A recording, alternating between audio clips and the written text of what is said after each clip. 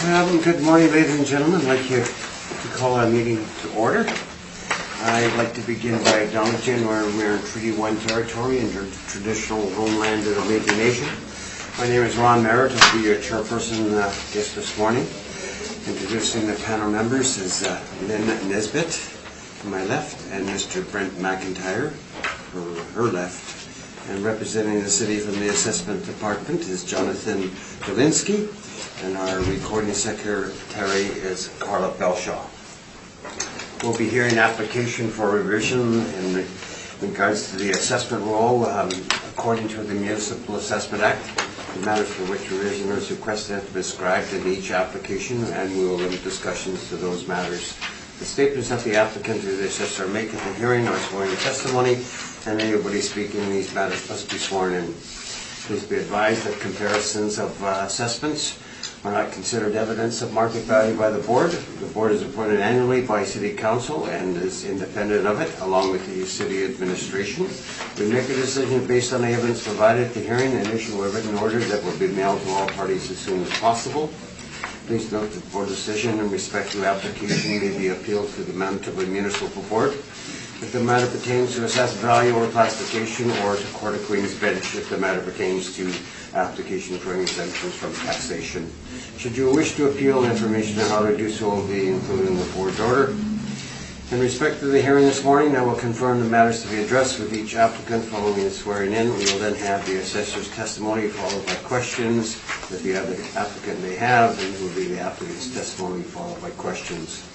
Each side will have the opportunity to summarize if they wish.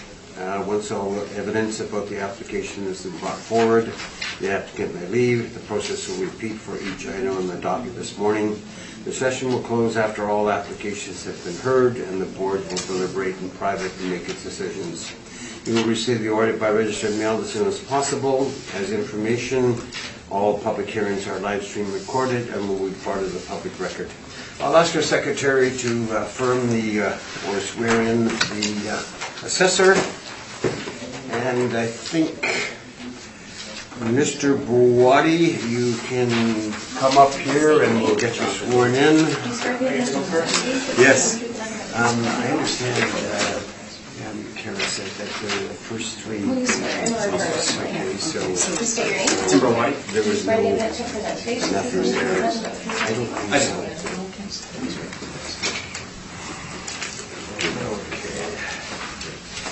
I think everybody's familiar with the routine, so Mr. Assessor, you may take us through this property at 2641 Portage Avenue. Whenever you're ready.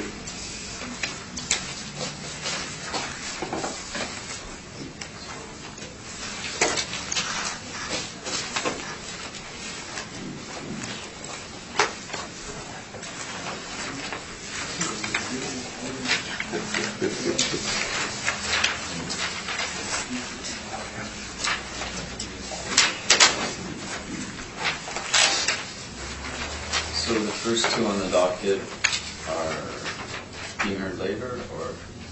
Pardon me? 2641 Okay. Portage Avenue. We're just going to start at number 4. Yeah. I see. Jonathan, my understanding is that no briefs have been submitted for the first three. I believe so. Okay. So 26, therefore we'll. 41. Yeah. Okay. Item number 4 for your record. So 2641 Portage Avenue. Okay. Whenever you're ready. Thank you.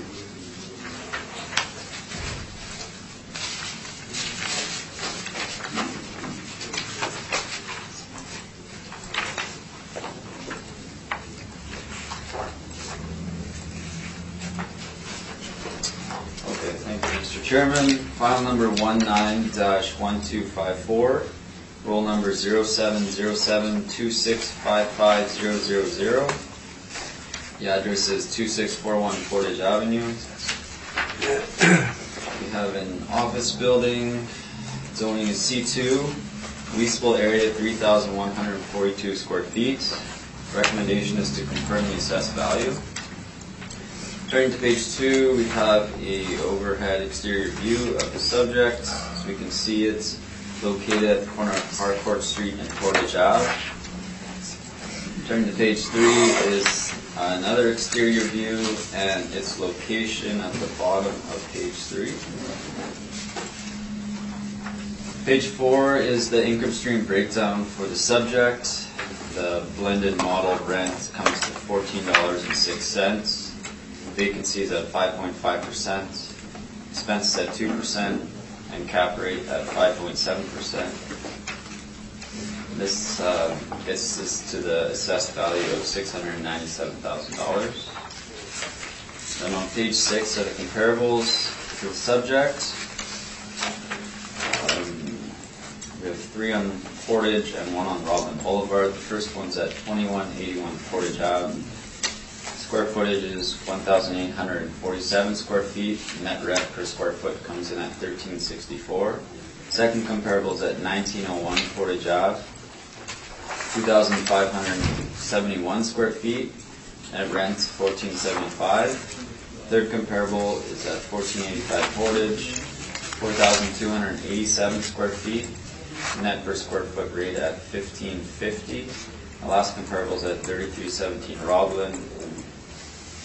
3,600 square feet at $14 per square foot. Just quickly want to go over page 14 for this 2020 general reassessment. The non-recoverable expense allowance for commercial industrial properties have been done differently than in previous cycles. And then referring to page 16 is an explanation. For this general assessment, we've analyzed income and expense information reported by property owners to derive model-generated estimates of NOIs. In deriving these NOIs, our department has allowed for non-recoverable expenses in 2 categories. A general 2% non-recoverable expense allowance and a shortfall allowance per square foot to account for non-recoverable expenses associated with vacant space. And the below chart on page 16 gives further evidence of why we did this. And that is my presentation. Thank you. Thank you, sir. Mr. Waddy, questions? Just a few quick ones. Have you had a chance to see the building, the interior? I have not. What do you know about the property? Is there anything significant that makes it an above average or good property? I would say it's decently average. Okay. I just ask, on page 10, there's a number of different capitalization rates from various sources. So the city of Winnipeg has the 20th to 80th percentile for, this would be a suburban office building. Yes. So the 20th to 80th percentile would be 6.2 to 7.3%. Is that correct? Yeah, so I believe what we're looking at is the first column, City of Winnipeg, April 1st, 2018, the low and the highs. I guess this property would be closer to the low end cap rates. Okay, but the 20th to 80th percentile is 6.2 to 7.3 for this classification? That's correct. Okay, thank you, that's it. Thank you. Ms. Nisbet, questions of the assessor? Just a quick question about your comparables. So the comparables, do they, I'm just looking at the square footage that you used, are they in relation to the entire property or are they comparable to the premises? I see you have different premises. I guess it's a mix of both. Okay. So we'll value the property individually by premises and also by the whole sum. Okay. And then looking at your premises on page 4, can you tell me, is one of them on the second floor or first floor? What's that, 380?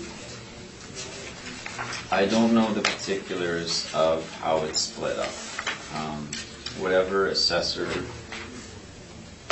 was in there before, or did the floor plan made these premises? I'm not sure. I didn't investigate any further. Okay then. Thank you. Mr. McIntyre? I just have one. If you turn to page 9, the tenant verification form lists a number of different tenants. Page 9. I'll just speak there. I think that's the wrong property. If you look at the top of the page, it's 2621. Oh, so Yes, it is. yeah. I was just comparing it to the 3 tenants. Yeah, I was confused. I was confused too. There you go. Okay, Well, I think my might disregard question's, that. my question's been answered. Thank you. No further questions. Great. This is all model-driven? Yes. Okay, no overrides or anything like that?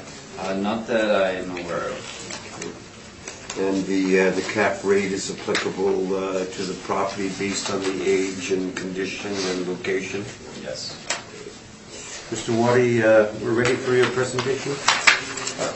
I'm going to keep this pretty short and sweet. I believe the assessor did a good job of giving the general information on the property.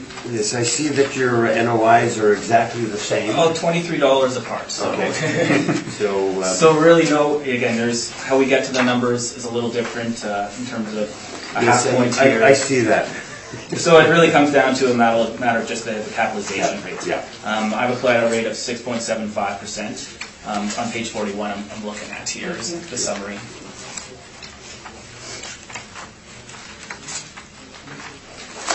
So again, as the chairman said, our NOIs are almost identical. If we flip back 2 pages to page 39, are 6 comparable sales for the time period that I've relied on. The low point is 5.29, the high point is 7.91. Though with the majority of them, the 4 of the 6 range from 6.22 to 6.93. Where is your cap rate? Sorry, you got it back 2 pages of 39. Okay, thank you. Yeah, 6 comparables, 1 low at 5.29, 1 high at 7.91, and the rest in the 6's range. Well, no, comparable number 1 was purchased by the tenant, and so that had, I believe, an influence. They were a motivated purchaser to get out of their lease to obtain the building. So again, the vast majority are in that 6% range, which kind of falls within the rates stated by the city here on page 10 from the various sources. The various sources are basically from 6.25 to 7.5, which kind of confirms the comparables that I've used. So end of the day, this is a pretty typical 2-story walk-up building on Portage Avenue with a couple parking stalls in the back. That's, again, I believe the assessor stated a pretty decently average building. So to go at the very, very low end of capitalization rates, I didn't think it was appropriate. I went basically right in the middle of the range at 6.75% to come up with the value. I do have some comparative sales to validate the final value of $590,000 that came up from both approaches. But again, I think it really just comes down to that selection of that capitalization rate. Can you talk about the comparable sales? Because I know you've done a lot of work, so you might as well talk about Yeah. it. Again, the area is a little kind of all over the place, obviously, on Portage Avenue. What page are you on? Page 50 is the summary here of the sales.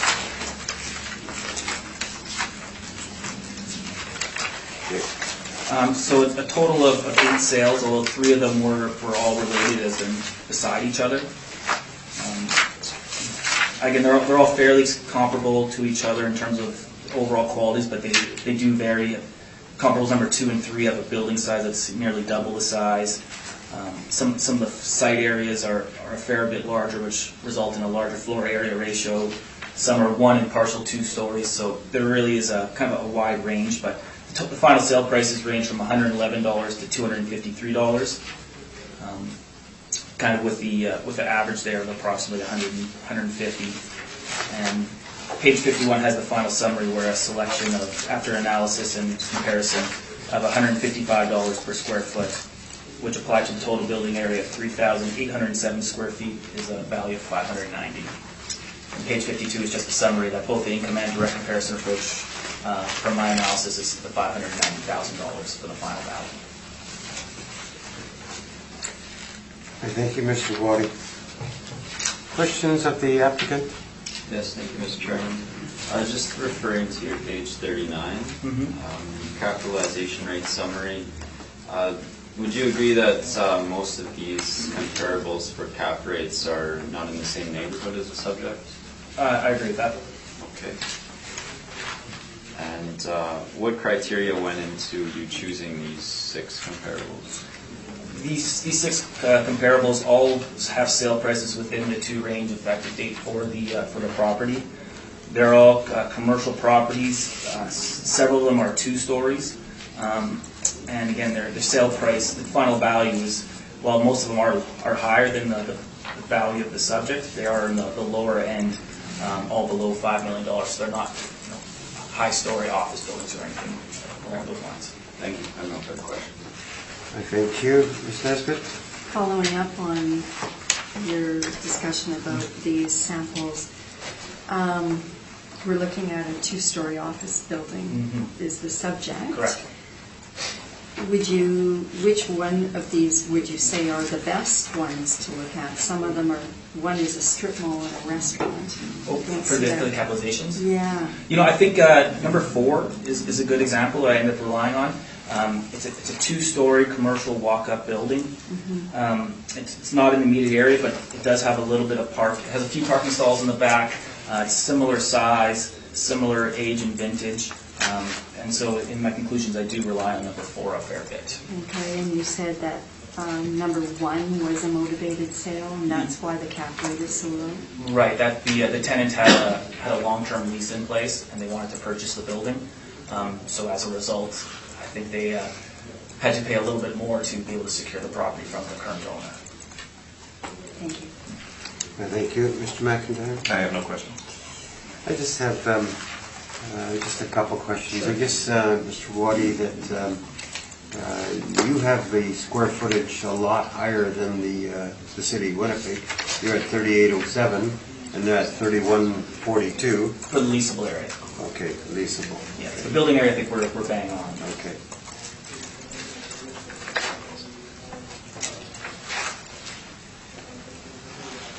And I guess in your cap study, you don't have anything on Portage Avenue. So I wish I had one for you. well, it would be nice. Yeah, so nothing on Portage Avenue. I would say buildings of this size in the area generally are owner occupied, so capitalization rates are tougher to come upon just because there's not as many investment properties in the area. They're kind of smaller, and this type of property would, I think, in large, be owner occupied. Okay. I thank you, Mr. Ford. Summation, if you so desire. No, thank you. Okay, Mr. Knight. No, I think it really just comes down to that cap rate Okay, selection. so leave it with us, and we'll get back to you. Thank you very much. So thank you for your attendance. We're going to have the Syndico group. I think we get you all sworn in.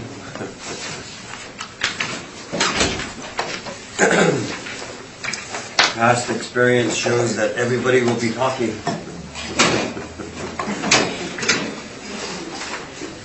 Ms. Frederick, Yes. please state your name. Justin Zarnowski. Do you swear the evidence you present today is the truth and the truth and nothing but the truth and nothing but the truth? I do. Thank you. Please state your name. Diana Tingelman. Do you swear the evidence you present today is the truth and the truth and nothing but the truth, so help you God? Yes, I do. Thank you.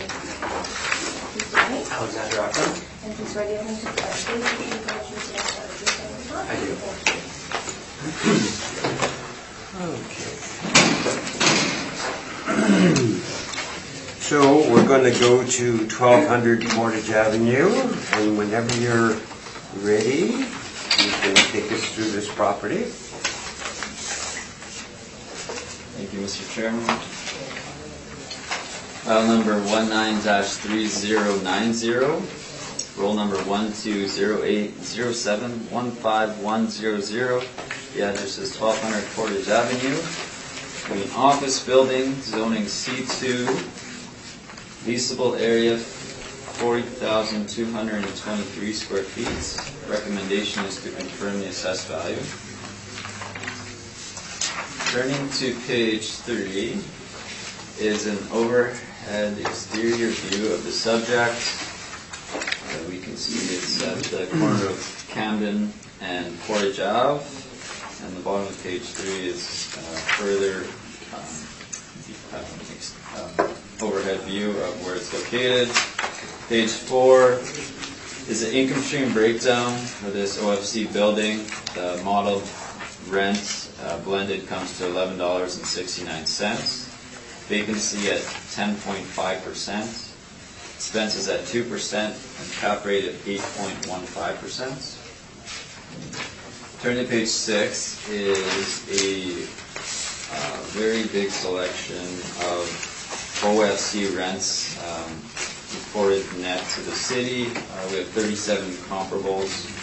I won't go over all of them, but just to summarize, the weighted average comes to $11.43, and the average at $11.99. And that is my presentation. Can you state the value one more time? $4,620,000. Thank you. Syndical Group, questions of the assessor? Yes, please. Thank you.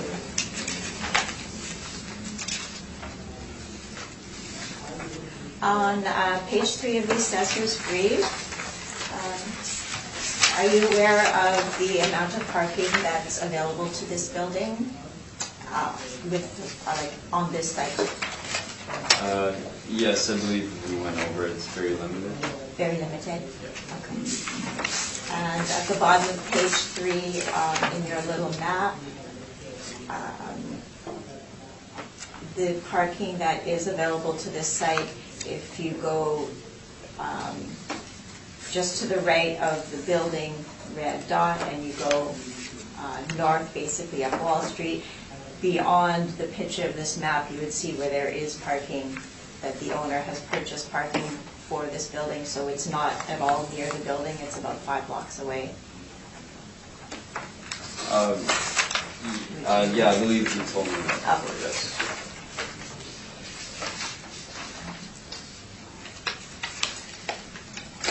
On page 4, your rents, and then looking at page 6 of your rental comps.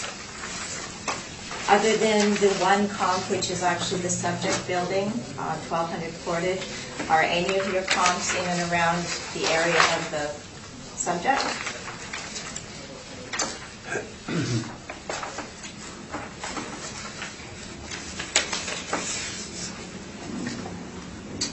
In terms of total area, there's some comparables that are close to the 40,000. Sorry, I mean district, I mean Say location. district. Sorry. Not in terms of total area. If we look at page 4 and how the premises are split up, we could argue that these rates would be good for just one of the premises or any of them. Geographically. Yeah, I mean location. Okay, maybe I'll give you a better question. Would all of your comps, except for the one comp that is the subject, would you say they're all in downtown Winnipeg? A vast majority of them are downtown. And the subject site, would you say is not in downtown? Yeah, I would agree with that. Would that make a difference in the asking rates of these properties versus the subject property, the rental rates? It would. Yeah. So the subject property would experience likely lower rents because of the location. It's possible. And in fact, if you look at the highest rates you have on here are Exchange District. The closer they are to Portage and May, the higher the rates are. That's typical, yes.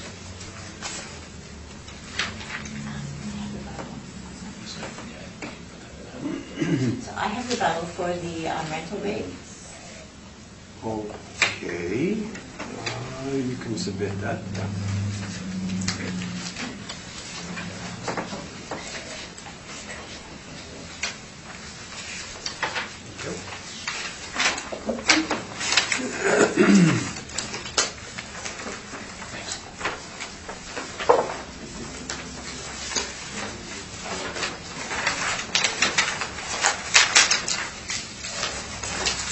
You can take us through this, Diane. Okay.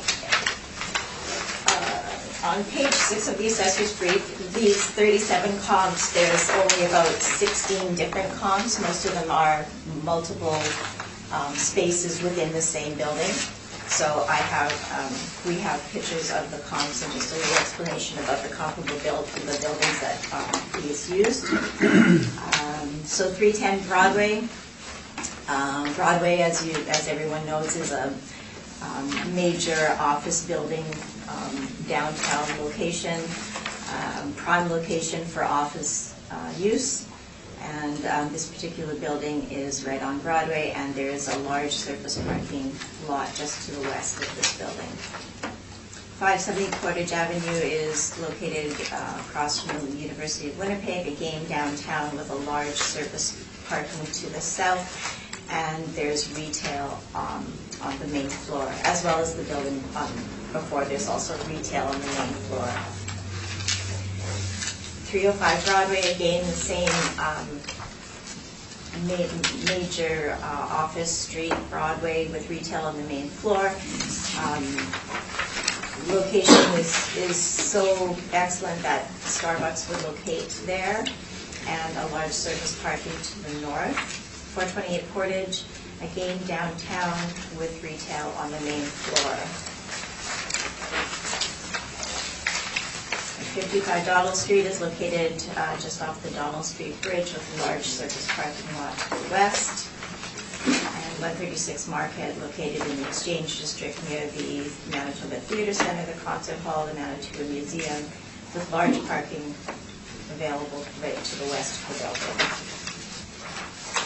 Next page, 260 St. Mary, another excellent location downtown, 2 blocks from the Bell MTS Place, with restaurants on the main floor and surface parking to the south.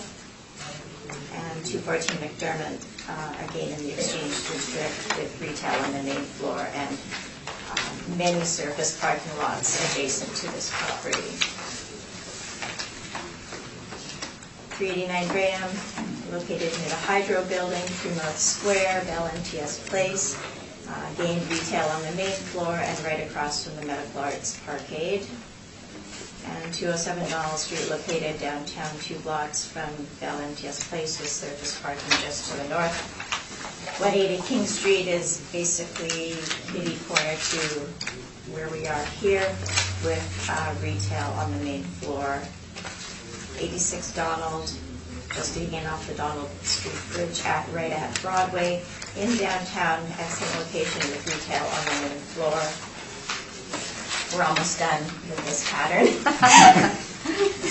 717 Portage Avenue, again minutes from the University of Winnipeg, and a large surface parking lot to the north, and 65 Rory Street in the heart of the Exchange District, minutes from Portage and Main, with many restaurants and services right around this property, and large surface parking lot to the west. And finally, 259 Vaughan Street, right at Portage Avenue, and is attached to the Skywalk system in downtown, and very close to the Bay Parkade.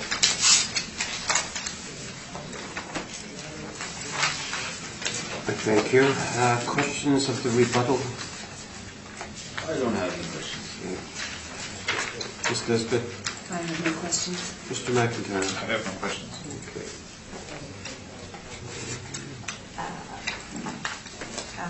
I think, do you have any questions in regards to the assessor's brief? Yes, I have more. Okay. Thank you.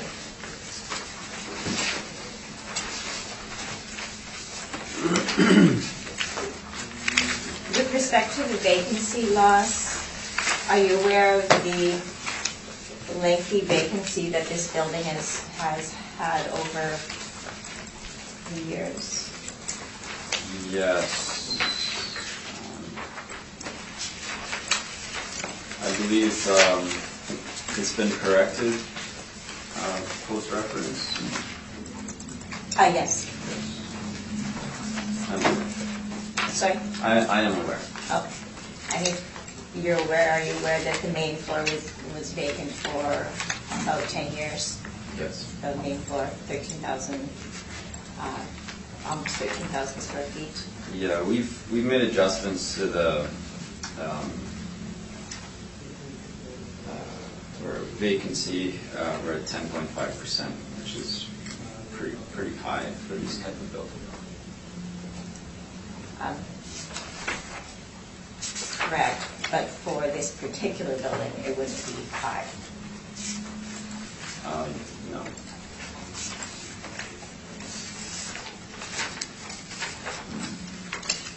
And just while we're on that point, are you aware of what percentage of the building the main floor is compared to the total floor area?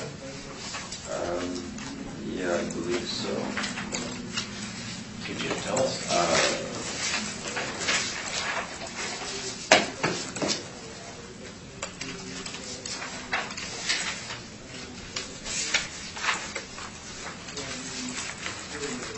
Actually, I don't have that on me. Maybe you could tell me. So it's a three-story building. The main floor would therefore be a third of the building? Okay. I mean,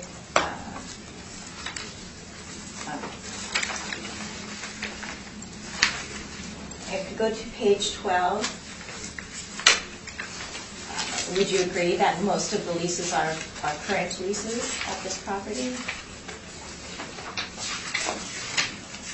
Yes, I agree.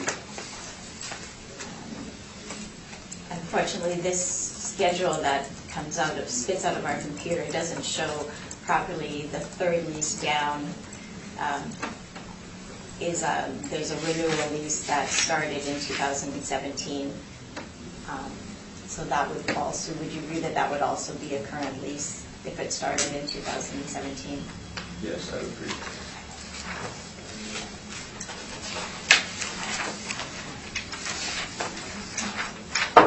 Thank you, that's all. Thank you.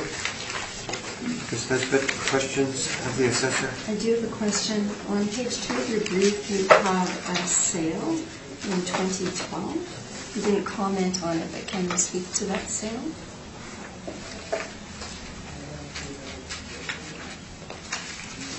One second.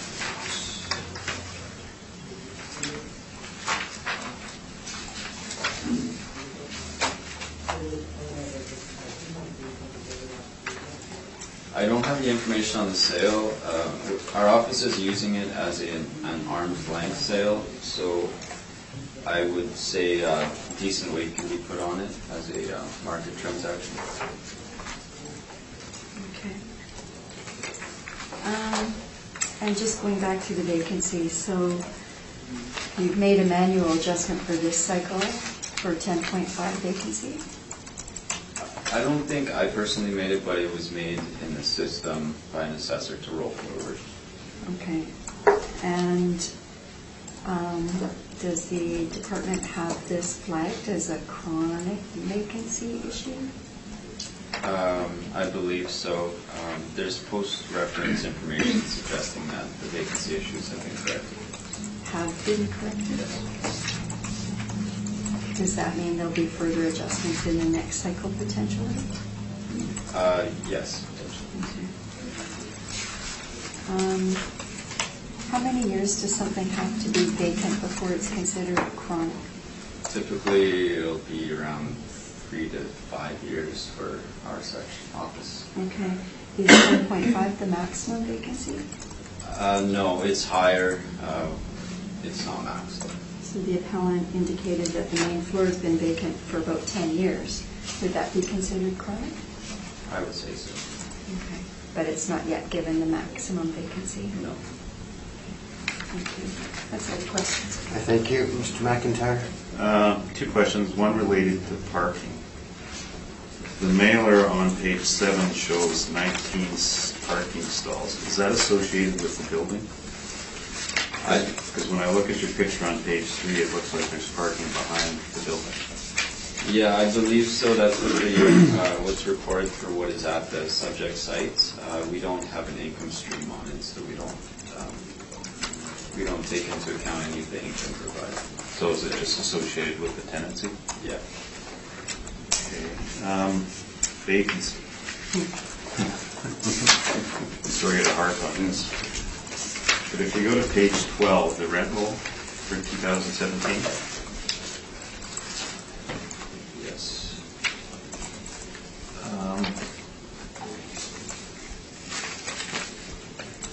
No, excuse me, back to the mailer.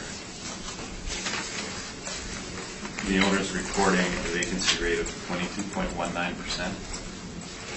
Yes. Now, wouldn't that qualify as chronic vacancy? I would agree with that. Okay, those are my questions. Thank you. Mr. Dolinsky, what is the average increase from in the area there for these types of properties? Do you know offhand? I don't know offhand. I'd be guessing. Could you give us an estimate? I would say probably around 10 to 15%. And reading through, and you'll get a chance to, the assessment's gone up 25% as the appellant is going to describe. So do you figure that is reasonable? It might be on the high. Yes. All right. And I see that I won't belabor the point or anything like that, but I did get a chance to look at the, and you're both tied in regards to cap rates, so it's just a matter of market rents. I believe so. The floor is yours.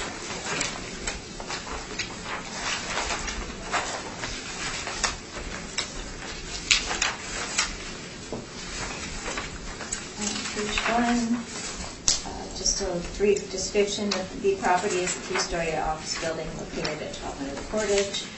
1200 Portage is not really downtown or suburban, and so it doesn't have the benefits of being downtown or having the suburban office benefits. The immediate vicinity provides for a higher crime rate and security issues than a suburban property. Access to the property is difficult for westbound traffic coming from downtown, and it is difficult to leave the building and travel westbound on Portage Avenue. The office space is Class C, with about a 10-year history of being more than a third vacant. The main floor recently leased for the first time in 10 years. Part of the problem with the leasing is the lack of on-site parking. Most of the parking is located down at 584 Wall, which I have it's a block away, but I actually looked at the map yesterday, and it's about 5 blocks away because it's about a block and a half down Portage, and then it's about 4 blocks down Wall Street. So not an ideal situation for tenants in this building. Zoning requirements for this building would be 55 stalls, and there are 19 stalls on site. The owner of this building purchased 580 Wall Street, so it can provide parking. Not ideal, but could provide parking for the tenants. Floor plate's about 13,000 square feet, and demising is difficult with only one central entrance. And the building is dated in appearance, and the windows are small and narrow. Again, the assessments increased 25% in the 2 years, whereas the situation hasn't really, didn't really improve that much. Page 2,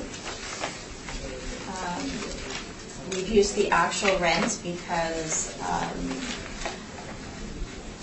all the leases are very current in around 2017.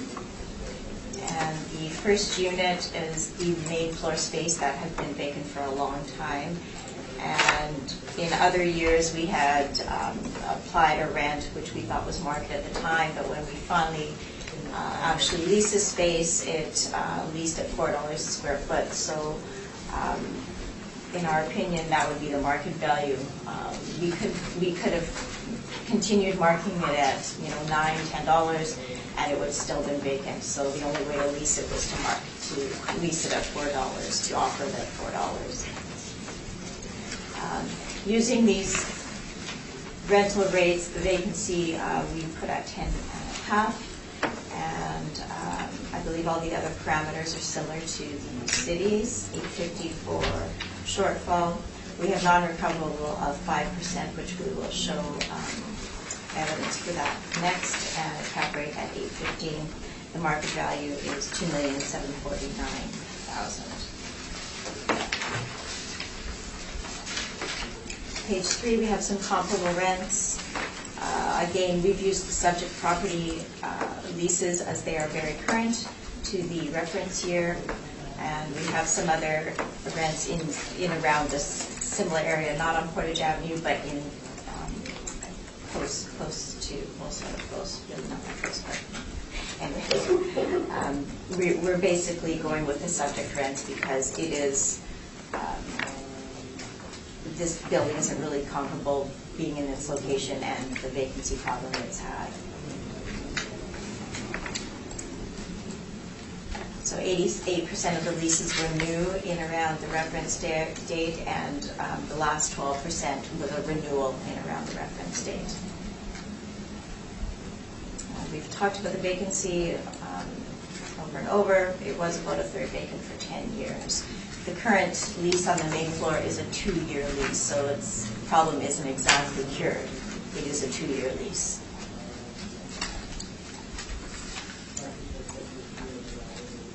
Non-recoverable,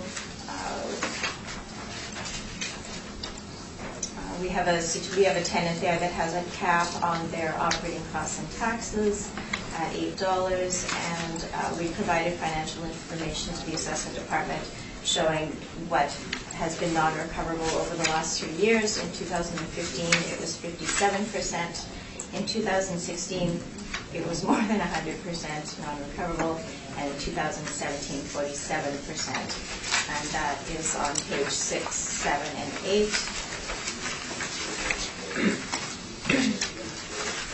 You can see that in 2015, the recoverable expenses were $348,000 plus some more non-recoverable repairs and maintenance of $12,000. So that's about $360,000. And the amount we recovered from tenants was $215,000. In 2016, the recoverable expenses were about $333,000, and we recovered $127,000.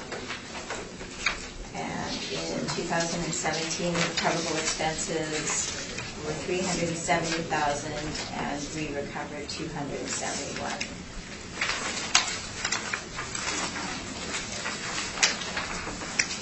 Page 5, cap rate analysis. Again, we've used the same rate as the assessment department. And finally, in 2012, the current owner purchased the building in hopes of being able to lease the main floor and see some appreciation in what he purchased, but that didn't work out that way. And the building has in fact declined in value since he purchased it. Again, I explained that we had in previous years used a higher rental rate for the main floor, but it was proven that that was not the case or market for this property. And we used $4 as is the current lease, and the value again is $2,749,000. Thank you. I thank you. Questions of the applicant? Yes, thank you, Mr. Chair. Have you been inside the building? Not recently. I was a couple assessment cycles ago. Would you say it's a pretty typical average space for? It's Class C. Class C. So it's typical for Class C building. And you mentioned the sale. So this is the current owner that purchased it. Correct. Okay. And do you know their motivation in paying that price? Like I said, their motivation was being able to lease the main floor space and then have a fully operating asset. Okay. So if the main floor space is leased out, it's a pretty successful business venture, you would say? I haven't done that assessment, no.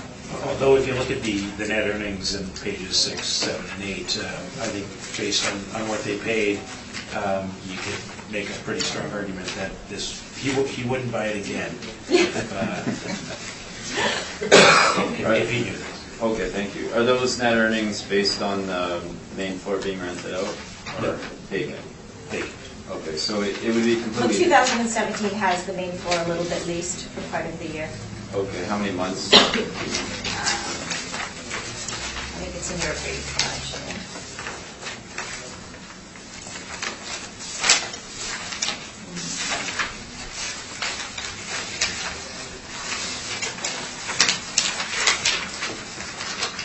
March 1. It's leased since March 1 of 2017. Yeah. Okay, Yeah, so 3/4 of a year. 3/4. Although that might include a fixturing period and free rent, so.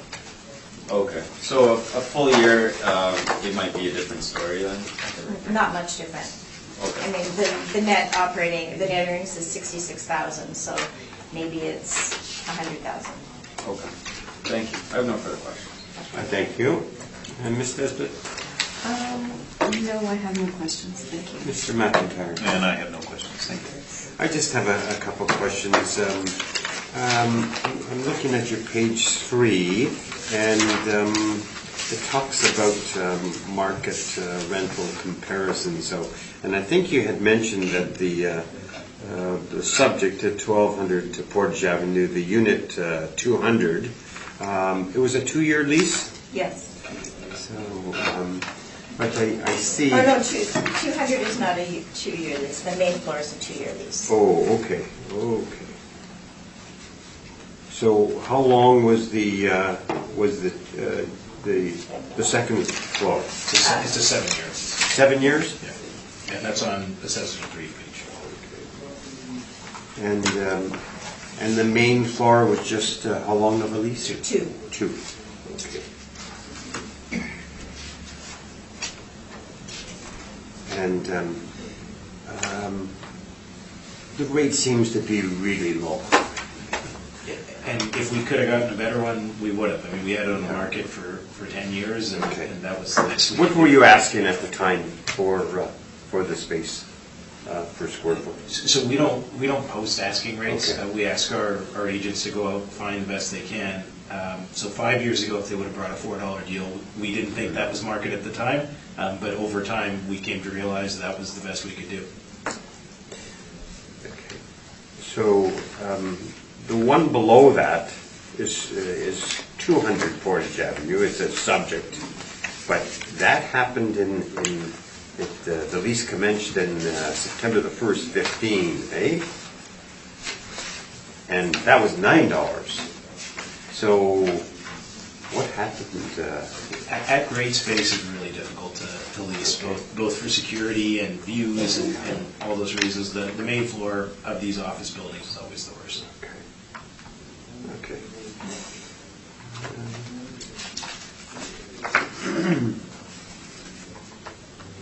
So, in essence, we're talking about the rent for the subject. Exactly. Okay. Because like I say, the cap rate is exactly the same. So, but some of the problems that we have is that there was a sale there in 2012, and it was substantially over from what you're asking. So, okay. Mr. Zaliski, summation if you want. No, thank you. Okay.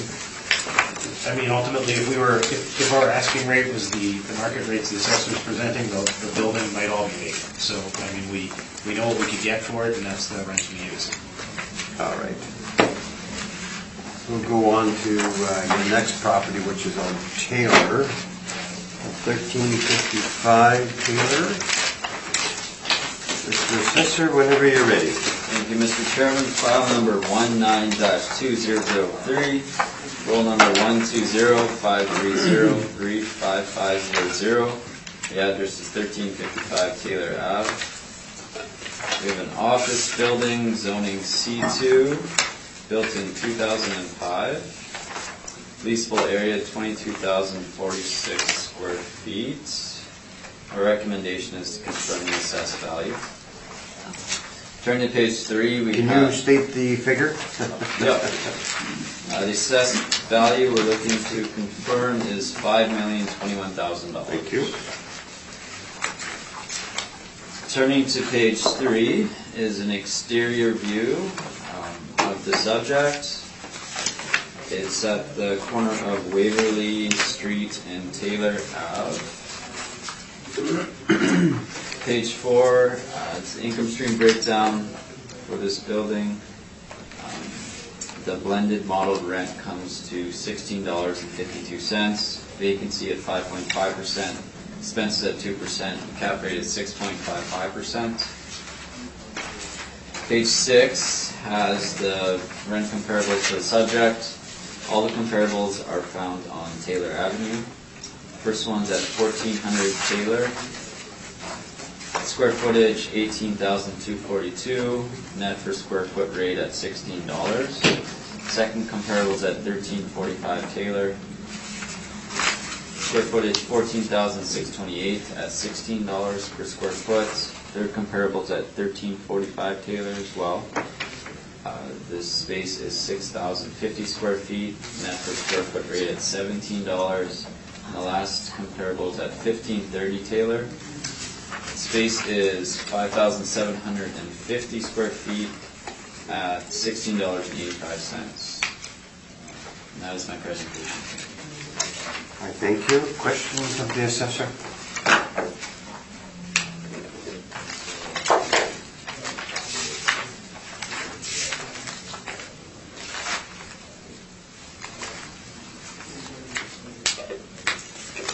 Page 4,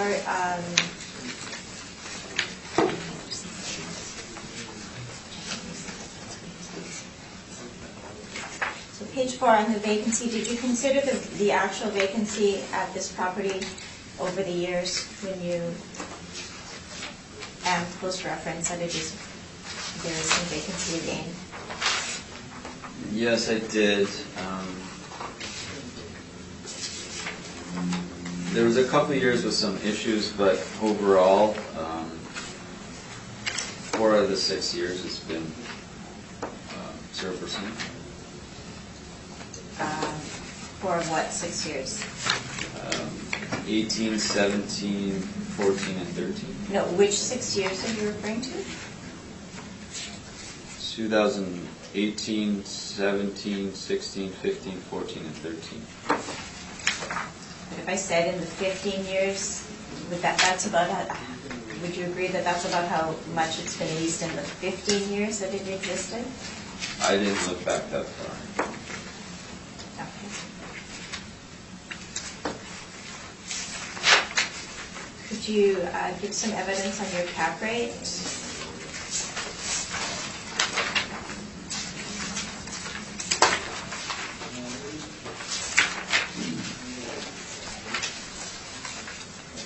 So the cap rate is model driven.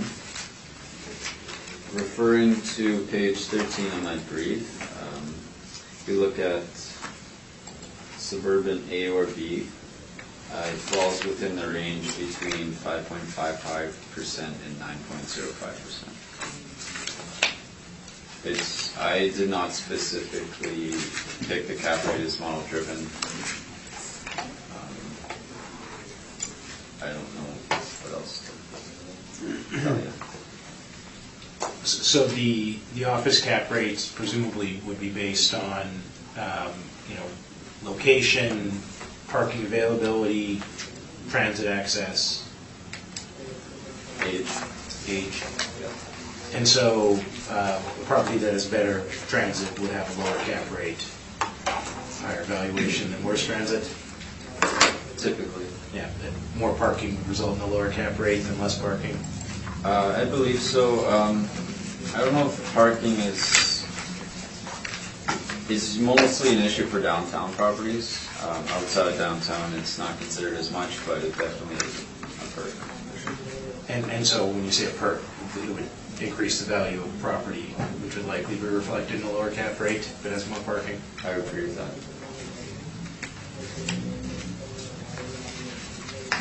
Okay, that's all. I thank you. Mr. Bisbett? Now, I was just looking at your INE report on page 7.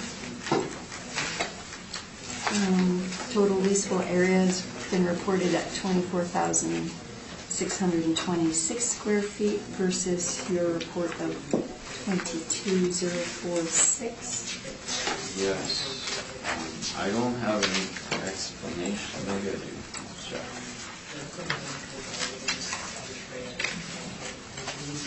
We could explain it perhaps. There's a indoor garage that isn't, so it's indoors, so it has to be included in a rentable area, but it isn't rented. Okay. And so it's not really vacant because it can't be leased, if you know what I mean? But it's not, we don't get rent on it. So, that makes sense? Yeah, to further explain that, in the 2016 assessment cycle, we deleted the income stream attached to the 6 indoor parking spaces. Okay. So it was on the income and then it was taken off. Okay, and what cycle was that, 2016? Yes. Okay, that clarifies that for me, thank you. I want to flip back to your comparables. So this is an office building, substantially? That's correct. What are the comparables? They're all office buildings. Yes. There it is right there. Okay, I'm good. Thank you. Mr. McIntyre? Oh, Lynn took my question regarding the Taylor square footage, so I'm done. Okay.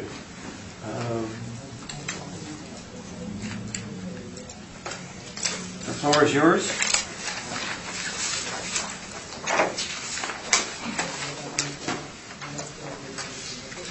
Okay, page 1. Property wasn't completed in 2004. I always say it was built in 2004. But I guess it was completed in 2005, as the assessor said.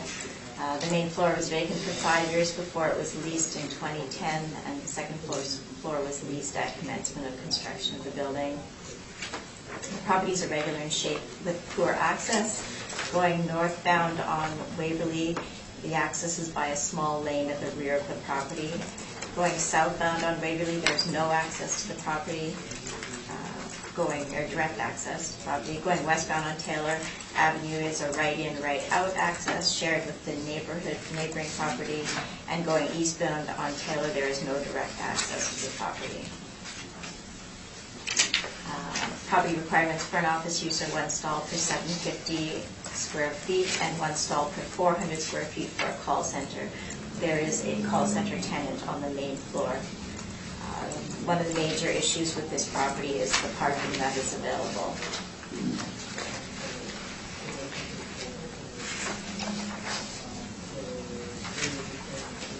Page 2, market income valuation. Rents, we are using actual rents, which are about the same as the assessor is using. We're using a 9% vacancy to represent the chronic vacancy that has been at this building. Since it started, it was leased. It happened to be leased during those few years, as the assessor referred to, but again, post-reference, that one main floor space is again vacant, the one that has always been the issue.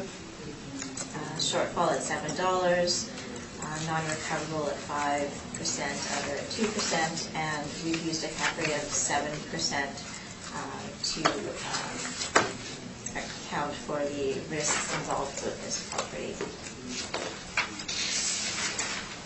Rents, again, are similar to the assessor's use, so we don't need to go through there.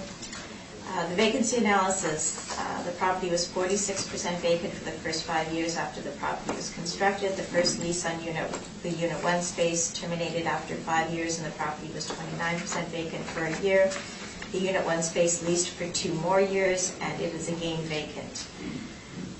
The space at 6,435 square feet has been extremely difficult to keep leased due to the amount of parking required for office use, especially in the suburbs. There is a very small pool of tenants that can lease this space with the amount of parking available. There is also no street parking available, as the property is at the corner of Waverly Street and Taylor Avenue, which has no street parking. This space has been vacant for 8 of the 15 years that the building has been in existence.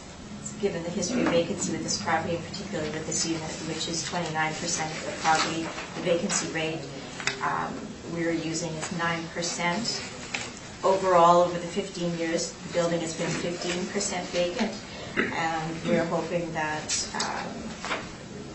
it will improve, and we've therefore used a 9% vacancy going forward. Shortfall is the same as used by the assessor, and 5% for non-recoverable, which you will see is we've had more than 5% non-recoverable over the years. Cap rate, as we know, is determined by the risk profile of the property. The higher the risk, the higher the expected rate of return, and therefore the higher cap rate. The risk associated with this property with respect to lack of parking for the office use, leading to the limited pool of possible tenants, and the history of vacancy, the cap rate is 7%. It should be 9. Sorry, 7. I was thinking vacancy, sorry. And just in speaking to what the assessor said, the cap rate should be higher than your average here. The parking's bad, transit along Taylor isn't great, and we live in a winter city, so if you have to, get off on, in Lindenwood, you're not walking to Taylor and Waverly. Likewise, in terms of the building being newer, it is newer, but when we built it, this is the Shinnecoe head office, we put in a geothermal mechanical system. And so those benefits of having a new system actually don't accrue to us because we end up having a ton of repair and replacement costs for the geothermal that are above and beyond what a normal office building with conventional mechanical systems would have. And so we have an additional cost there that's actually closer to what an older building would have with one of the most expensive repair items because of this geothermal system that we put in to be, have it be a greener building. If we went back, we wouldn't do it again, but the reality is the building does have a geothermal system, which is far, far more expensive to maintain. So in terms of a repair and maintenance profile, it actually is closer to an older building than a newer one. And so all of that was reflected in our choice of cap rate at 7%.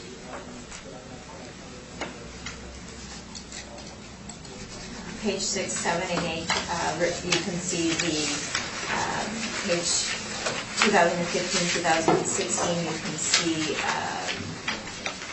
the vacancy is reflected as in the shortfall and in the property rental revenue. In 2017, the building was leased for this particular year, and you can see that the difference between the two situations. That's all. Thank you. Thank you. Mr. Dolinsky.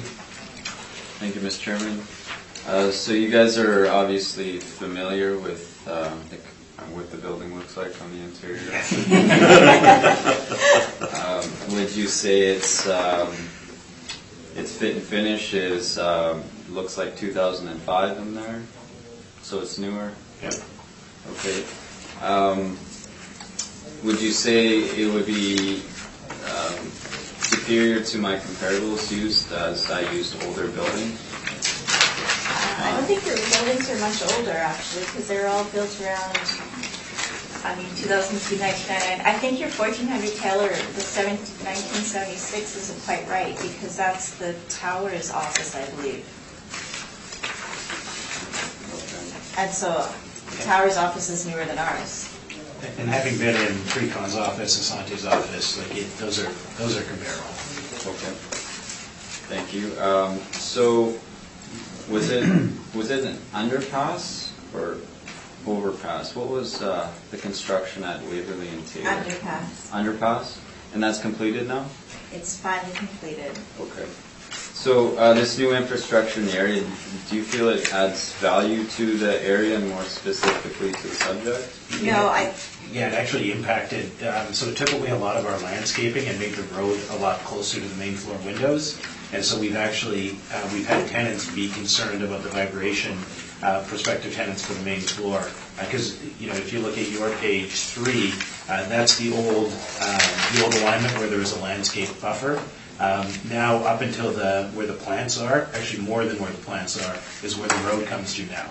And so that underpass, if this was retail, yeah, it would improve access, but having that road closer to the main floor actually decreased the value of our asset.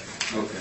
We also reflected that in the vacancy, like I was hoping that with the underpass now completed, that maybe we would be able to lease that main floor space a little bit. So that's why we've used a lower vacancy as well. Okay. I have no further questions. Thank you. Thank you. Mr. Elizabeth? I have no question. Mr. McIntyre? I just have one question on the geothermal system. What's the life expectancy of that system? It must be about 14 years because they've been in our building fixing it the last year. Or more than that, like the last 2 or 3 years. So normally you'd expect something like that to last 25 years, but our experience is we've probably paid as much in the last 2 or 3 years for repairs and replacing the heat pumps, which is how the system works, than the original system would have cost. Like it's. Well, and I see that the repairs for the last 2 years are $100,000 a year roughly. And we don't have a new system that's gone in, so it's still that's the existing physical condition, and it would be very expensive to take it out, so we're stuck with it. So back in the day when these things were popular, I'm not sure they are anymore, weren't there incentive grants to put those systems in? Well, there's a lot of, like Hydro had a lot of Power Smart rebates, and they're sort of dialing that back now, but there would have been incentives at the time, yeah. Okay, thank you. I thank you. Summation? Okay. Summation? Yeah, I mean, this site isn't, it has impacts with the parking, the transit, and the mechanical system that ultimately we chose, but it's what's in there. And so we think that 7% cap is reflective, and likewise, we've had issues with vacancy on the main floor, and we think that 9% vacancy is warranted. All right. Leave it with us, and thank you for your presentations, and results very soon. Thanks very much. Mr. Becker, you're going to be next, but we're going to take about a 5-minute break, which you can come up and get organized. All right, we'll call the meeting back to order, and we'll have Mr. Becker sworn in. Please state your name. Douglas Becker. Do you swear the evidence you present today is the truth and the truth? I do. Thank you. Okay, we'll go to 356 Furby Street. Whenever you're ready.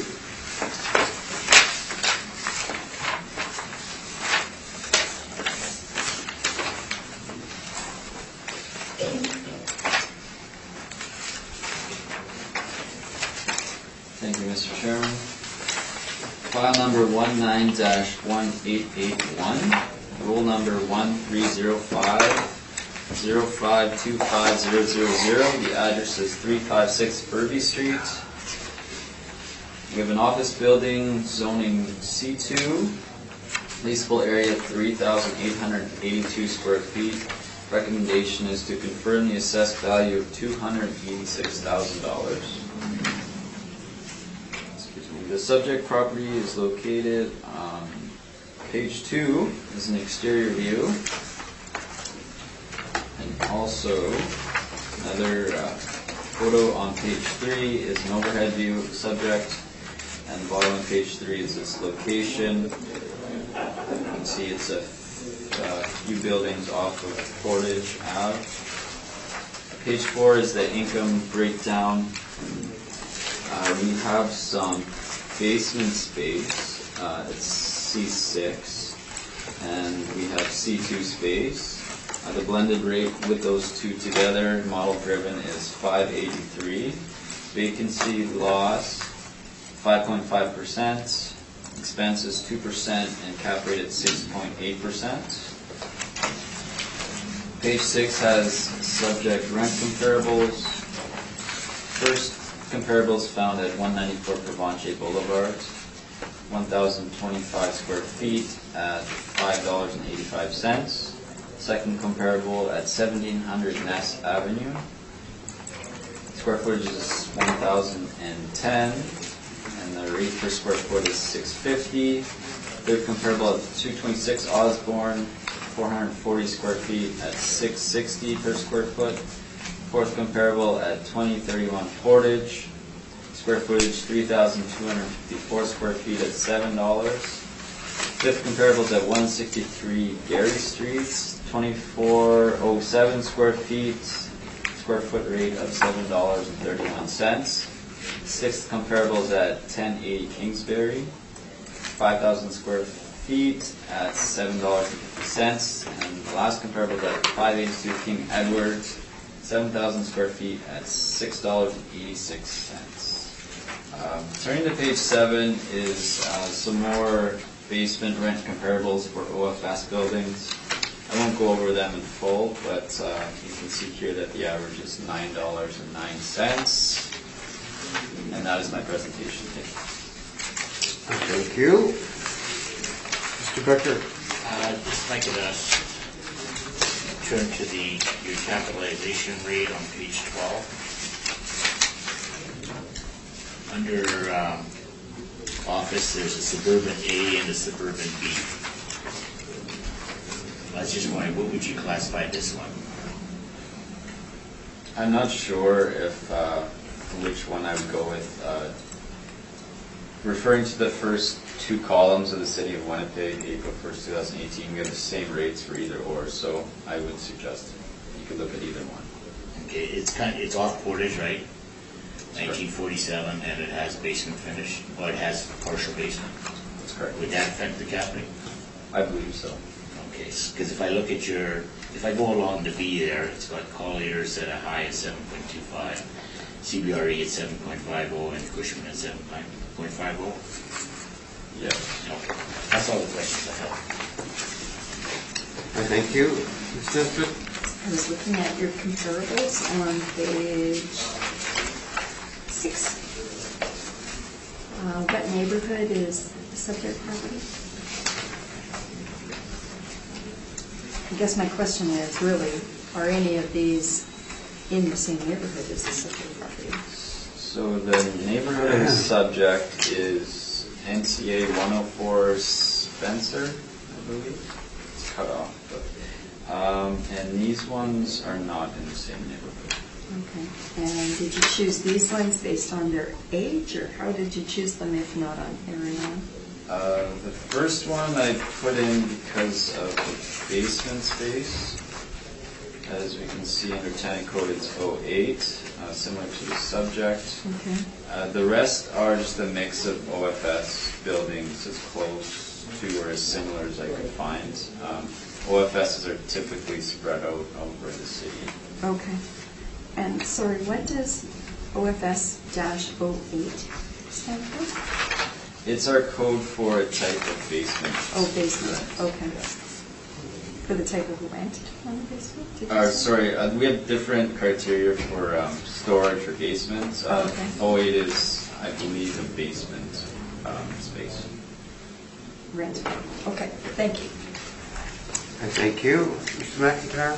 And furthering on Lynn's comments on the subject comparables, if you turn to page 7, the basement rent comparables, none of these are in the subject area.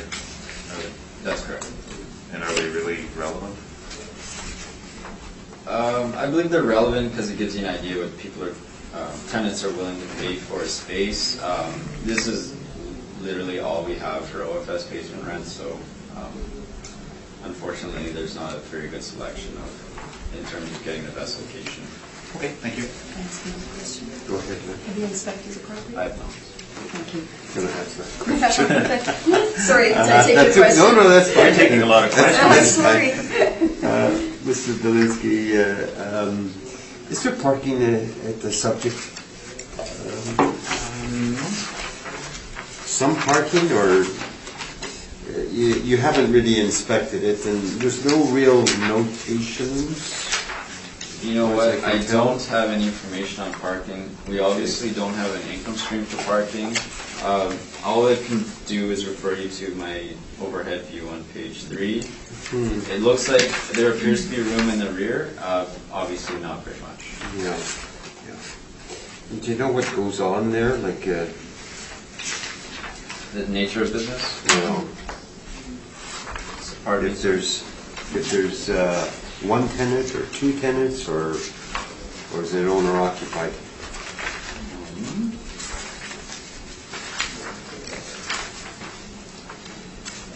for page 8, the owner is reporting it's fully owner occupied.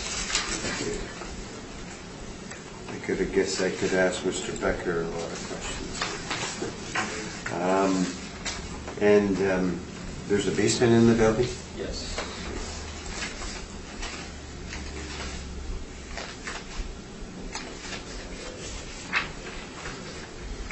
Okay.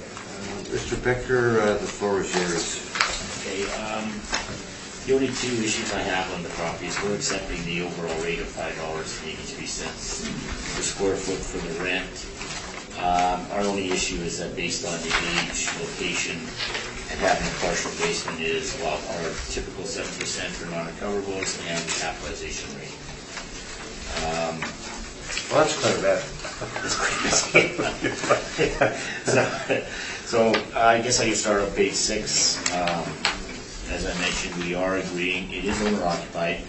The property the owners do own the property to the south of it, where you can see, if you look on my page 3, it looks like grass. On the sketch on page 3 there, just below those two containers. There used to be, when they bought it was a rental house. And it was, I guess, a slum landlord that had it prior to them. When they bought it, they ended up they bought it because of the problems they were causing with their business at 356. So they bought the building and then ripped it down so they wouldn't have the clientele next to their buildings. But it is off of Portage, and because it's owner occupied, I don't have any rents or any history of them trying to rent it. So on page 6, we are using the overall rate of $5.83 per square foot. We're agreeing to the 5.5% vacancy. We're asking for a 7% non-recoverable. And then for the cap rate, as Mr. Dolinsky put it in his report, that the other brokerage firms are using anywhere, they're capping out at around 7.5 for a suburban B office. So on page 11, just a quick little thing there. Our study, there's a table at the top there. We're showing downtown Class A office buildings between 6 and 6.5. Class B office buildings or OFBs are at 6.75. Downtown Cs are between 7.5 and 8. Ds are at 8.5, and suburban is 6.25 to 7.5. Top of page 12. City has applied a capitalization rate of 6.8. Based on our study, OFS buildings should receive a cap rate between 6.25 and 7.5. Subject is a one-story 1947 office building with part basement, and we will use the 7.5% cap rate. The owners do occupy the space, and they do keep it in good shape. So the building is in decent shape, but again, due to location and age and basement, we're suggesting 7.5. Applying all those parameters, we're asking for a value of $245,000. And that's my presentation. I thank you. Questions of the applicant? Thank you, yes. Just referring to your page 3, Mr. Becker, you mentioned that the property at the bottom of the picture is owned by the owner? They purchased it within the last few years because it used to be like a rental, well, they called it a drug house and a small hammer house. So they bought it and tore it down just to get rid of the people. I see. So it's not used for parking or anything? Not at this date. Okay. I have no further questions. Thank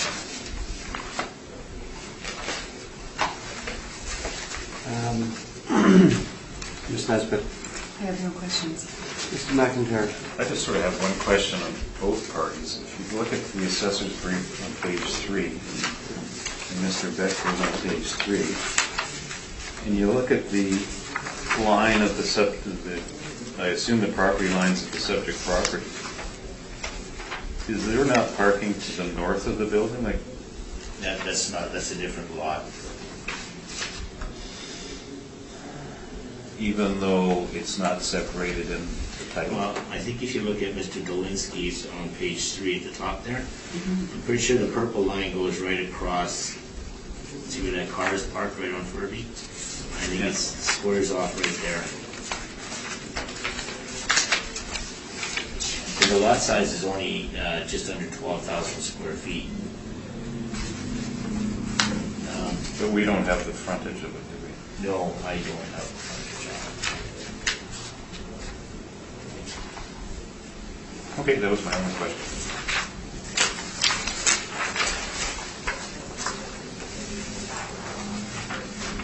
Mr. Becker, the 7.5% cap rate, Yes. would that take into effect the location on Furby and like Location and age. an age? And if you were to rent this out, you probably wouldn't rent out the basement. Your lease would probably be based on the main floor.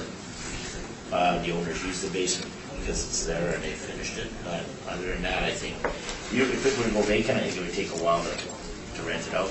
Maybe not at $5.83, but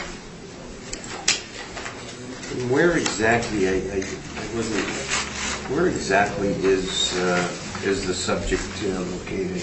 Is it, you said it was off Portage? well, if you look at Mr. Golinsky's page 3, Okay.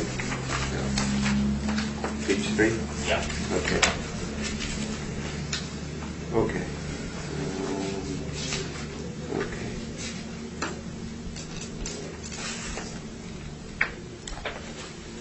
it was just that, the lot right across from it, I can't remember what that building is. That's not in the greatest area or anything like that, is it? I don't Furby and think. Langside is Okay. the greatest. Yeah.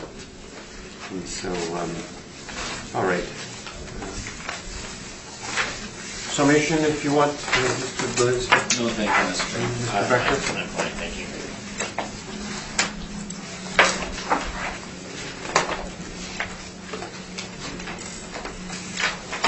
Okay, Corden, 710 Corden. The floor is yours, Mr. Galinsky. Thank you, Mr. Chair. All right, file number 19-3530, roll number 120-222-54000. The address is 710 Corden Avenue. An office building, zoning C2, leasable area 1,920 square feet. Recommendation is to confirm the assessed value of $575,000. Turning to page 3, we have an exterior view, overhead view at the top of page 3. You can see where it's located on Corden. And bottom of page 3 has an exterior view of the frontage of the building. Page 4, more exterior views. We have street view at the top, and at the bottom of page 4 is the rear view of the subject. As you can see, there are a few parking spots paved. Page 5, income stream breakdown. Model-driven rent at $18.37, vacancy at 5.5%, expenses at 2%, and cap rate at 5.55%. And page 7, 3 comparables that I'm looking for you to consider. The 4th comparable is the subject, so please disregard. The first comparable is found on 698 Corridon.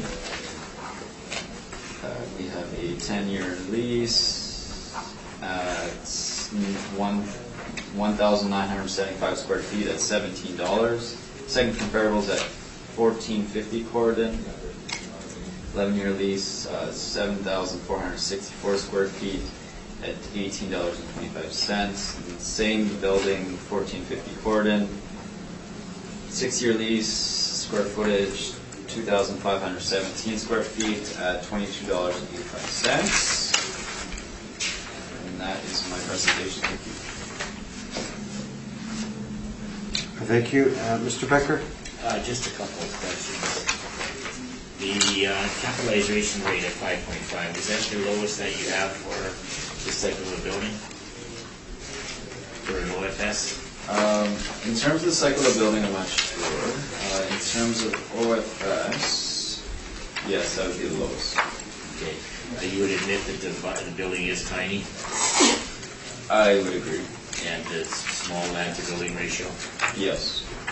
limited parking? Yes. That's all my questions. Thank you. Ms. Nesbit, No questions. Mr. McIntyre. In terms of rent comparables on page 7, is comparable number 1 the best comparable, in your opinion? I would say so, yes. Okay, thank you, that's all my questions. Thank you.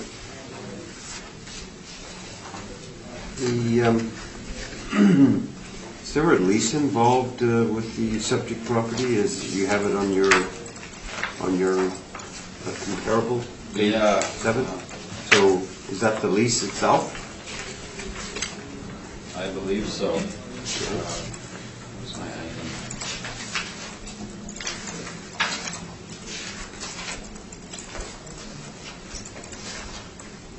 Yeah, I don't have any other information, so I believe it's, oh, here we go. Page 14 also has some information on the lease. Yes, and that appears to be the one. That's the same lease. So was that a one-year lease? It looks like it. As per page 14, it says it's leased from 02/01/07 to 01/31/22.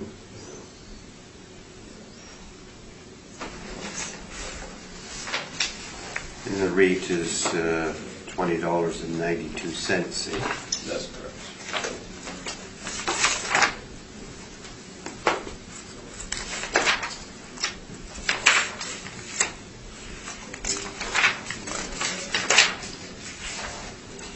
So the model is different. Yes, the model is taking into account market value, not just site specific.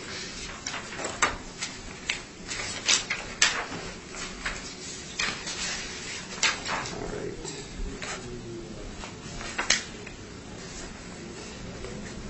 Mr. Becker. I have one follow-up question. Yep. It's a 15-year lease, correct, starting in 2007? Yes, I believe so. For a long-term lease like that, is it usually top-heavy at the beginning of the lease? You're estimating that in 15 years, you're hoping that your rental rate that you're getting at the start is going to still be market at 15 years, correct? I would only be speculating. I'm not sure how the lease has been set up. Sometimes there's step-ups where the amount actually increases. Sometimes it's front-heavy. I'm not sure in this case. All right, that's all the questions. Thank you. Okay. I have one more question. Go ahead. On page 14, is that a gross rent? It's reported as net. I'm not sure 100%. Well, the column next to the square foot rate is showing gross amount.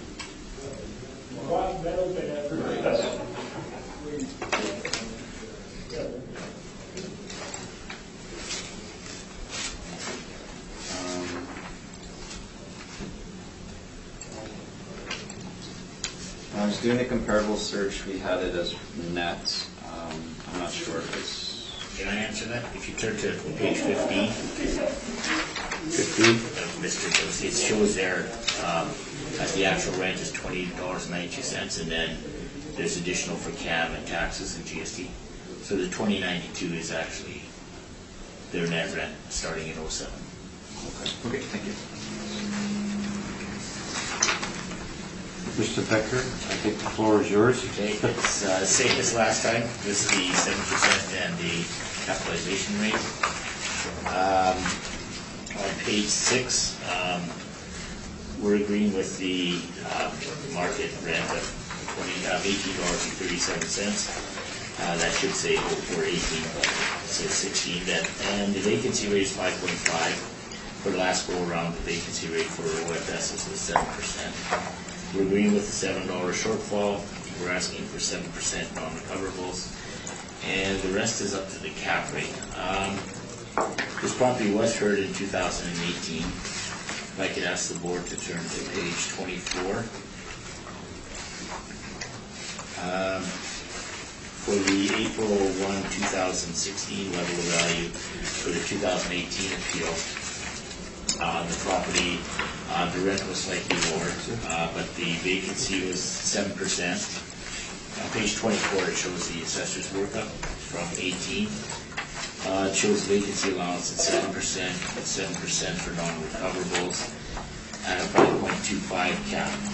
On page 27, after it went in front of the board, a decision by the board was to use the city's net operating income of $27,007, but cap it at 6.25%.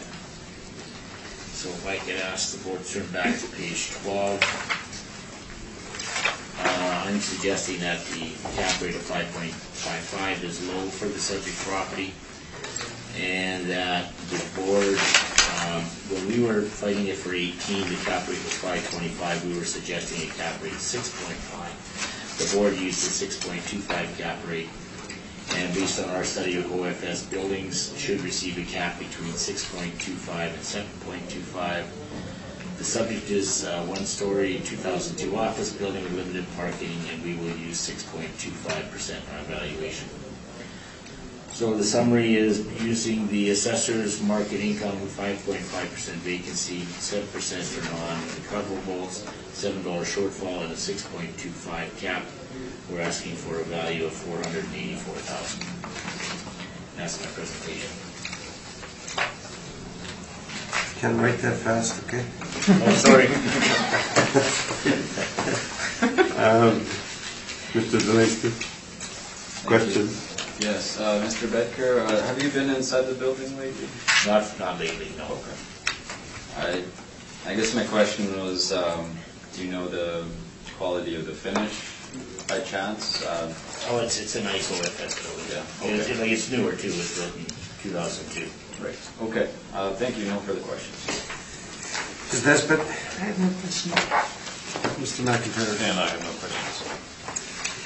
I just wanted to rehash the last decision that was made. You were asking for what rate? A 6.5% cap rate. 6.5, and the board settled on the 6.25? Yes. Okay. And we're suggesting that there's no compression, and therefore it should still be 6.25.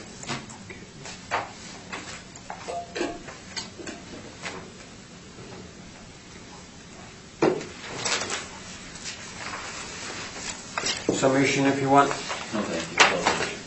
Okay. Let me just finish my little.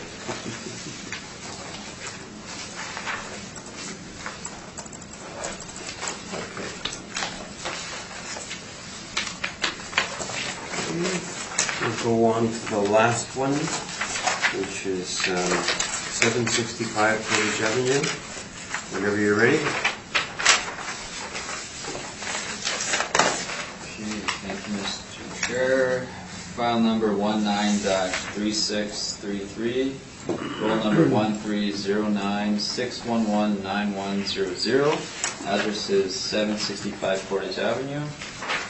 An office building zoning C2, useful area is 6,707 square feet. Recommendation is to confirm the assessed value of $918,000.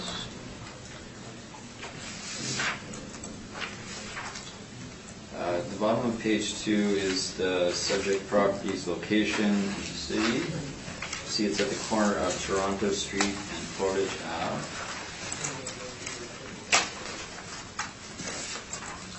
Page 3, another exterior view and an overhead view of the subject. Page 4 is the income stream breakdown. Blended model rent comes to $11.21. Vacancy at 5.5%, expenses at 2%, and cap rate at 7.3%. Page 6, comparables for the subject. 4 comparables located on Portage. First one's at 1075 Portage. Square footage 3,054 square feet at $12 per square foot. Second comparable is at 1833 Portage at 4,356 square feet with a net rate of $12.05. Third comparable is at 2059 Portage, 1,200 square feet at $11.75. Last comparable is at 2181 Portage, 1,847 square feet at $13.64. Just a quick note on the file. There's some new construction renovations done with a declared construction value of $460,000. This was done in 18. And I don't have any permits on me, but, oh, here we go. Permit states interior alterations for demo and construction of new partition walls, mechanical and electrical work being done. And that's it. Okay, thank you for that, and that's my presentation. Okay, I just have a couple. Mr. Becker? Just a couple.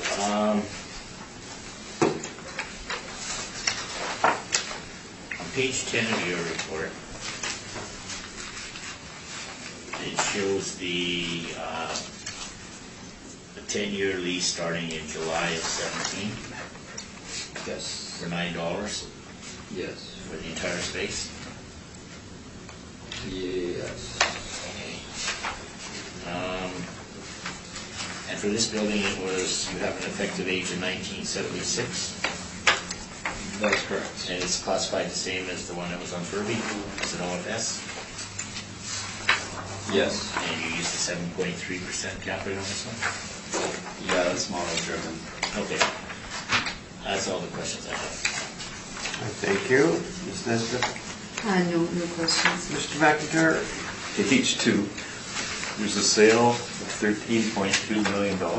Yeah, I don't have any information on the sale. Did they buy the whole city block or maybe the whole street? If I were to guess, it would be multi-roll, but I don't have any info on me. Okay, that was my only question.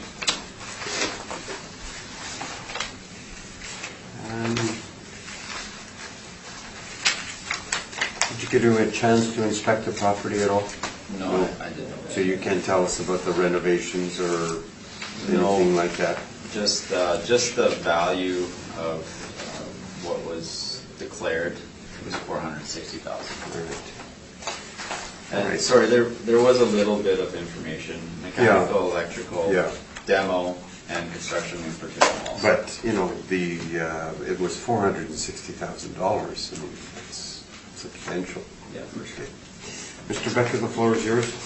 Okay, if I could ask, this one is rent and recoverables. Page 2 is a picture of the building. It's the Interlake Child and Family Services of the current tenants, or at the time this photo was taken. Page 3 shows a picture of the property or the overhead. I think there's room for one car and a garbage bin. That's all there is at the back. It's a 2-story office building that was originally built in 1974. Now, my understanding is the sale included the building beside it to the right, to the east, which I think is 777 Portage Avenue, and it's a multi-story building, and it included parking lots in the back as well. On page 5, I got under the middle there, potential net market income. The April 1, 2008 rent applied by the city is $75,152 or $11.21 per square foot, based on the leasable area of 6,707 square feet. As of the reference date, the property was generating a net rent of $9 per square foot under a lease step-down commencing on July of 17 for a 10-year period. The rent has step-ups in 18, 21, 24, but we've also looked at the market. So if you actually turn to page 14, it will show there, sorry, very small, If you actually looked at the assessor's got a better picture of it on page 10 of this report. You'll see that the actual lease started in July of 1 of 17 for $9 for the 1 year period from July 17 to 18, and then it goes to $10, and then it's at $10 for 3 years. And for 3 years, then it goes to $11 for 3 years, and then $12 for the last year, for the last 3 years. So at the present time, the rent is $9, and we've looked to the market, the comparisons I have on page 5. The first one's a office building at the corner of Border and Dublin, 1313 Border, it's 1979, 900 square feet, July 17 lease for $10. The next one's at 3025 Portage, 1986 to 2002 is the age. It's for an upper space for 918 square feet, and it had a $9 lease. The next two are main floor spaces on Border. One is 1150, one is 1084, and then they have an upper rent at 3025 Portage again at $9. So based on the above comparisons, and all of the above comparisons have ample parking. Based on a small land to building and parking only for one vehicle, we will use an April 1, 2018 market rent of $10 per square foot. Vacancy, we're going to use the 5.5, $7 for shortfall, 7% for non-recoverables. We're accepting the assessment capitalization rate of 7.3%. So based on our valuation, $10 rent brings the potential in at $67,070, 5.5% vacancy, 7% non-recoverable, $7 shortfall, and the 7.3% cap rate, we come in at a value of $772,000. That's my presentation. Thank you. Questions of the applicant? Yes, thank you, Mr. Chair. Mr. Becker, do you know the condition of the building? I haven't been in it. As far as I know, it's in decent condition. Pretty average? Yep. Okay. No further questions, thank you. Thank you. Ms. Nesbitt? I have no questions. Mr. McIntyre? I have one question about the sale. So if this was a multi-role sale and included the building next door, and I don't know if either party can answer this, why is there no registration for the subject property on a subsequent sale? I have no idea. I have no knowledge at all on the sale. Okay. No, it just seems strange. Yeah. Okay, that was my only question. Thank you. Summation needed, party? Oh, thank you. Okay. I think that about finishes you, Mr. Becker. So thank you for coming this morning. Yep. And results very soon. And we have some general little cleanup. Okay, so for the record, you can state the file number, the roll number, and the property, and just give us a brief description. Okay. I'm going to start with 1767. Yeah. Okay.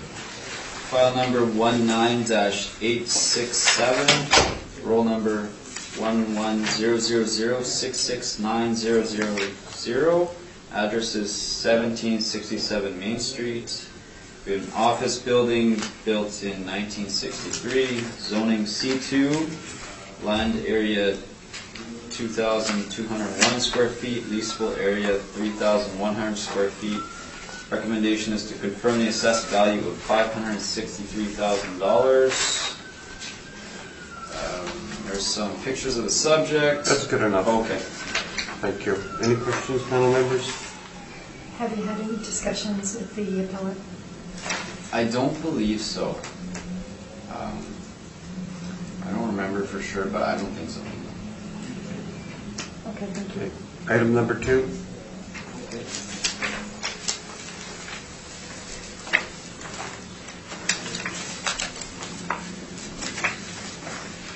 File number 19-421, roll number 0707352700.